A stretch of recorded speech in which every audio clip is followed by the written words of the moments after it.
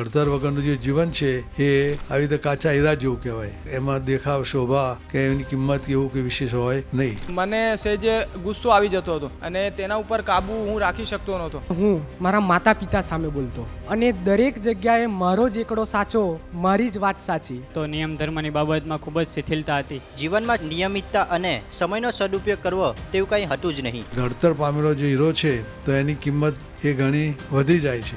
આ હું ગુસ્સો કરું છું તો તેનાથી મન સ્વામી મહારાજ રાજી થશે. તો એ જ વિચાર જ્યારે મનમાં આવે છે તો ત્યારે જે પણ કાંઈ નાનો મોટો ગુસ્સો હોય તે તરત જ ક્ષમી જાય છે. મને અહીંયા આવીને એવું થાય છે કે આપણે આવું તોછડું વર્તન એ નહોતું કરવા જોઈતું, અને તેવી પ્રેરણા મને યુવા તાલીમ કેન્દ્રમાંથી મળે છે. તાલીમ દરમિયાન નિયમ ધર્મની દ્રઢતા ખૂબ આવી ગઈ. આ યુવા તાલીમ કેન્દ્રને ખૂબ ખૂબ આભાર આપું છું કે મને જીવનમાં નિયમિતતા અને સમયનો સદુપયોગ કઈ રીતે કરવો તે શીખવાડ્યું. આ પ્રકારે આપણે જ્યારે ઘડતર જે આપણા જીવનનું થાય ત્યારે એ વખતે આપણામાં સરળતા આવે છે અને એ પ્રકારનો જે આપણામાં દંભ કે માન એ બધું હોય એ ધીરે ધીરે નીકળી જાય અને દાસ ભાવે વર્તાય. આ બધું આ ટ્રેનિંગમાં આપણને જે કંઈ વાત કરવામાં આવે તો એમાં આ બધું આપણા જીવનના ઘડતર માટેનું છે. મહંત સ્વામી મહારાજ પણ એમના ઉપદેશમાં વારે વારે એ કહેતા હોય છે, એટલે હવે તમે બધા પથ્થર થઈને આવ્યા છો, ગુલાબ થઈને જશો.